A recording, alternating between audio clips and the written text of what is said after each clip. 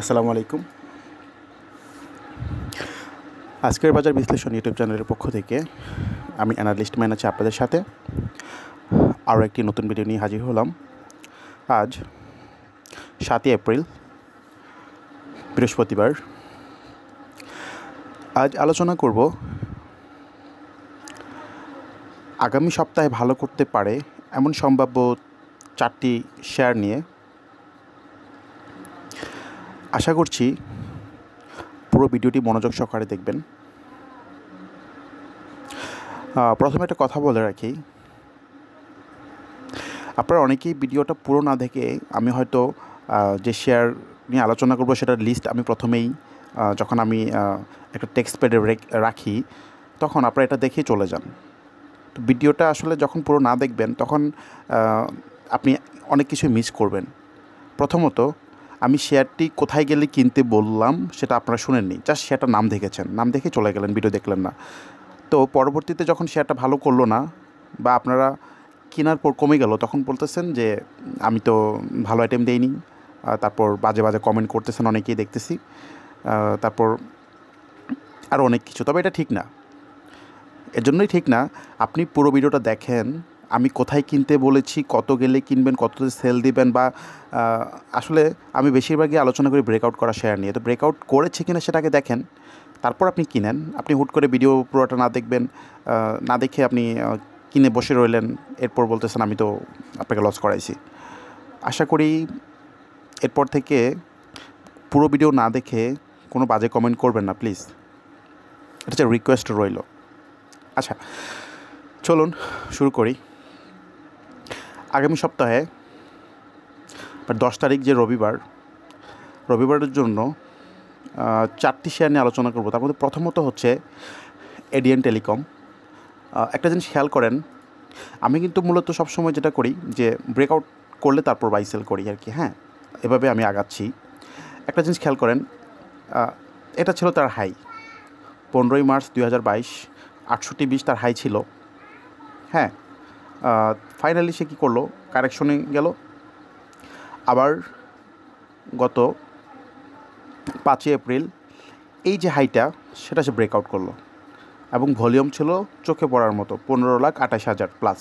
ওকে, তারপর সে কী করলো দেখেন, গত বুধবার 6 এপ্রিল স্লো ছিল, আজকে বৃহস্পতিবার 7ই এপ্রিল আজকেও স্লো ছিল। এখন বেশিরভাগ ক্ষেত্রেই দেখবেন ব্রেকআউট করা শেয়ারগুলো ব্রেকআউট করে তারপরের দিন ঠিকই বেড়ে সামনের দিকে চলে যাচ্ছে। বাট অনেক ক্ষেত্রে কী হয়, নিচের দিকে ব্যাক করে। যেরকম ইয়াতে যাই, একটা উদাহরণে যাই, ফুয়াং ফুড।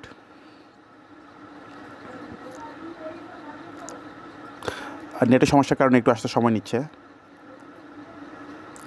আচ্ছা, ফুয়াং ফুডটা দেখেন। ফুয়াং ফুড সে তার 23 নম্বর যে বা 24 টাকার যে রেসিস্ট্যান্ট, সে কিন্তু অনেক দিন পরে এটা সে ভেঙেছে। এই যে দেখেন, এই দিন সে ভেঙেছে, সেটা কত 31শে মার্চ ভেঙেছে। তারপর সে কী করলো দেখেন, সে আর কন্টিনিউ করেনি। সামনে কিন্তু তার বাধা নাই, সে চাইলেই কী করতে পারতো, বাড়তে পারতো, কিন্তু বাজার খারাপ ছিল। আর যারা শেয়ার নিয়ে গেম করবে তারা চিন্তা করলো যে যেহেতু ব্রেকআউট করেছি আমি কি আর একটু শেয়ার কালেকশন করি। সেই হিসাবে সে কী করলো, টানা 5 দিন সে স্লো ছিল, আজকে পর্যন্ত স্লো ছিল। বাট 5 দিনে ধরলাম সে 7 থেকে 8% কমেছে। যদি সে একদিন বাড়ে তাহলে তো 10% বাড়তে পারবে। 5 দিনের লস, একদিনের রিকভার। সো ফুয়াং ফুড এই যে এখানে একটা সাপোর্ট আছে 2280-তে। এখন ফুয়াং ফুডটা যদি আপনারা এখানে কিনতে পারেন, সামনের দিকে সে যাবে, অ্যাটলিস্ট 28-30 টাকা সে খুব তাড়াতাড়ি যাবে।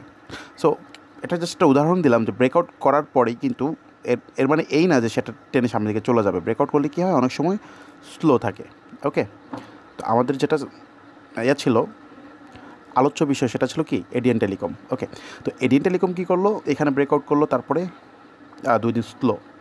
আপনারা এখানে কিনতে পারেন, কোনো সমস্যা নেই। আপনারা কিনতে পারেন কোথায়, 66 টাকায় যদি পান আরও ভালো। মানে চেষ্টা করবে যদি নিচের দিকে যায় তাহলে আরও ভালো হয়। 66 টাকায় যদি কিনতে পারেন, এই যে এখানে তার সাপোর্ট 66 টাকায় যদি কিনতে পারেন তাহলে বেশি ভালো হয়। যদি ওখানে পান নিয়ে নেবেন। আপনাদের টার্গেট কোথায় থাকবে দেখেন, টার্গেট থাকবে এইখানে, বা আমি আরেকটু কমিয়ে বললাম, এখানে বলি তো হচ্ছে কত 75 থেকে 76। সো 66 50 যদি কিনতে পারেন টার্গেট হচ্ছে 76, ঠিক আছে, বা 75 থেকে 76। তো মোটামুটি কি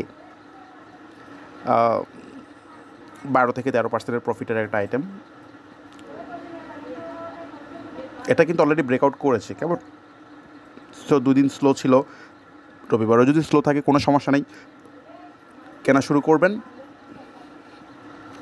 কারণ এখানে যে তার ভলিউমটা স্মার্ট মানি ইন করেছে এবং সে সামনের দিকে আরও যাবে, এটা আমি নিশ্চিত।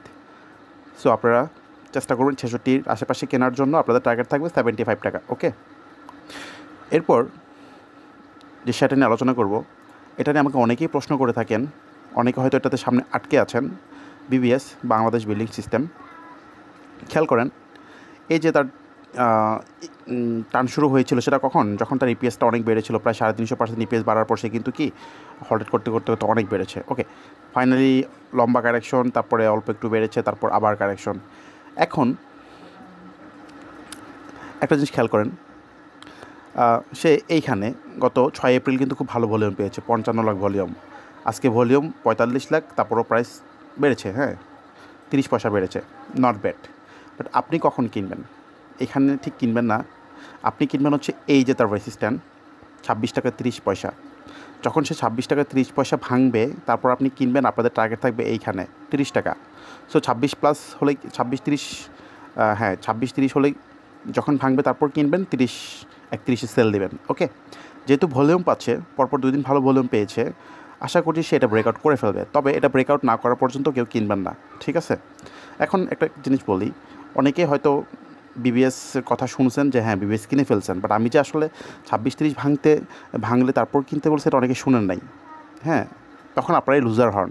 এজন্য বললাম যে পুরো ভিডিওটা ভালো করে শুনবেন। ওকে, তো আর যাদের আগেই কিনা আছে, যারা ধরেন এখানে 28, 27 বা 29-এ যারা কিনে আটকে আছেন, আপনারা একটু ধৈর্য সহকারে ওয়েট করেন। হ্যাঁ, যদি সে যাদের 30 টাকায় কেনা আছে, ধরেন অনেকে 30 টাকায় কেনা আছে ধরেন, তাহলে আপনারা যখন শেয়ারটা যখন 26-30 ভাঙবে তখন আপনারা অ্যাভারেজ করবেন। এখানে আর অ্যাভারেজ করার দরকার নেই, ঠিক 26-30 ভাঙলে অ্যাভারেজ করলে আপনারা 30-31 বের হয়ে যাবেন। ওকে, আর নতুনদের জন্য হচ্ছে যারা নতুন করে কিনতে চান, 26-30 ভাঙবে, আপনারা 30-31 সেল দিয়ে দেবেন। ওকে, ক্লিয়ার? আচ্ছা, তারপরে হচ্ছে আরেকটা খুব ভালো শেয়ার, সেটা হচ্ছে কাট্টালি টেক্সটাইল লিমিটেড, যেটাকে সংক্ষেপে কেটিএল বলি। দেখেন মোটামুটি একটা লম্বা কারেকশনের পর এই যে 5 এপ্রিল খুব সুন্দরভাবে ঘুরেছে, খুব সুন্দর একটা ক্যান্ডেল ছিল দেখেন। তারপরের দিন খুব বড় ভলিউম হয়েছে, 41,38,000 প্লাস ভলিউম হয়েছে। আজকে কী করলো, সে মোটামুটি স্লো রেখেছে, তারপরেও কি 40 পয়সা বাড়িয়েছে। তো বলাই যায় যেহেতু একটা বড় ভলিউম এখানে হয়ে গেছে, সেটা সামনের দিকে যাবে। তবে আপনারা কখন কিনবেন? এই যে তার রেসিস্ট্যান্ট দেখেন, 40 টাকা 40 পয়সা, বর্তমান প্রাইস হচ্ছে 38 টাকা 70 পয়সা। তাহলে 40 টাকা 40 পয়সা যখন ভাঙবে তখনই আপনারা কিনবেন। টার্গেট কত হতে পারে? 45 থেকে 50, সেটা পরে বলে দেবো কখন সেল করবেন। আপাতত যারা আজকে কিনেছেন, আজকে আমি অলরেডি কিনেছি বা অনেকে কিনিয়েছি, আজকে আমি কিনেছি 37 টাকা 60 পয়সা, যখন সে 2% লোয়ার লিমিটে ছিল, কোনো বায়ার ছিল না, তখন আমি কিনেছি। তাহলে আমি যদি 37-60 কিনে থাকি, আমি কিন্তু এখানে একবার সেল করব 40 টাকা 40 বা 40-50 বা 41, এখানে একবার সেল করব। ওকে, কারণ আমি নিচে কিনতে পেরেছি। সো এরপর যখন 40 টাকা 40 পয়সা ভাঙবে, আমি চেষ্টা করব হয়তো পরবর্তীতে আবার ইন করার জন্য। ওকে, বাট আপনারা এখানে আর কেনা দরকার নাই, কারণ সামনেই তার রেসিস্ট্যান্ট 40 যেহেতু রেসিস্ট্যান্ট, তা আপনারা চেষ্টা করবেন এক্স্যাক্টলি 40 যখন ভাঙবে তারপরেই এই শেয়ারটা কিনবেন। ওকে, তাহলে হয়তো 5 থেকে 7 টাকা গ্যাপ পেতে পারেন। দেখা যাক কতটুকু সে সামনের দিকে যায়। তাহলে 40 টাকা 40 পয়সা ভাঙার আগে কেউ কিনবেন না এখানে। ওকে, এরপর লাস্ট হচ্ছে সিপার। এই শেয়ারটাকে অনেকেই পছন্দ করেন না, কারণ সবাই মনে করতেছেন এটা তো একটা হোটেলের শেয়ার, হোটেলের বিজনেস, এই ভালো এই খারাপ, এরকম চিন্তা ভাবনা করেন। আসলে হোটেলের বিজনেস দিয়ে টেকনিক্যাল অ্যানালাইসিসের কিছু যায় আসে না। আমার কথা হচ্ছে পজিশন ভালো, আমি কিনবো, 2 দিন দেখবো, 3 দিন দেখবো, লাভ কিছু পাবো, বের হয়ে যাব। হ্যাঁ, হোটেলের ব্যবসা কী করতেছে না করতেছে সেটা নিয়ে আমার মাথা ব্যথা নেই। ওকে, আসেন পয়েন্টে আসি। সেটা হচ্ছে এই শেয়ারটা দেখেন, গতকাল খুব সুন্দর একটা ভলিউম হয়েছে, খুব সুন্দর।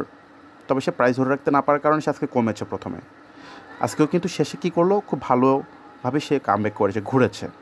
এখন সিপালটা আপনারা যদি 49 টাকায় কিনতে পারেন রবিবার, খুব ভালো হয়। আপনাদের টার্গেট থাকবে এইখানে, এই যে দেখেন 54 টাকা 20 পয়সা, ঠিক আছে? সো মোটামুটি 10% প্রফিটের একটা আইটেম এটা। চেষ্টা করবেন 49 বা তার নিচে কেনার জন্য, টার্গেট 54 পেলে বের হয়ে যাবেন। ওকে,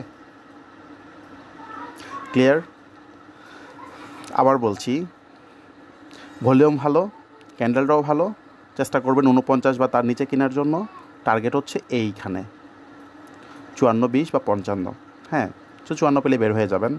সো 4টা শেয়ার নিয়ে আলোচনা করেছি। এই 4টা শেয়ার নিয়ে যদি কারো কোনো প্রশ্ন থাকে অবশ্যই আমাকে প্রশ্ন করবেন, আর অবশ্যই সাবস্ক্রাইব করবেন। সম্ভব হলে ভিডিওটা শেয়ারও করতে পারেন যদি ভালো লাগে আপনাদের কাছে। তবে কাইন্ডলি পুরো ভিডিওটা দেখবেন, না দেখে অযথা কোনো বাজে কমেন্ট করবেন না। পুরো ভিডিওটা দেখবেন, দেখার উপর আমাকে প্রশ্ন করবেন বা কমেন্ট যদি করতে চান করতে পারেন, কোনো প্রশ্ন থাকলেও করতে পারেন। ওকে, আর বাজার নিয়ে ভিডিও দিব, সেটা হয়তো শুক্রবার বা শনিবার ইনশাল্লাহ। বাজার নিয়ে একটা আলাদা ভিডিও করব, এই জন্য আজকের বাজার নিয়ে আলোচনা করিনি। সবাই অনেক বেশি ভালো থাকবেন, নতুন কোনো ভিডিও নিয়ে ইনশাল্লাহ হাজির হব। আল্লাহ হাফেজ, আসসালামু আলাইকুম।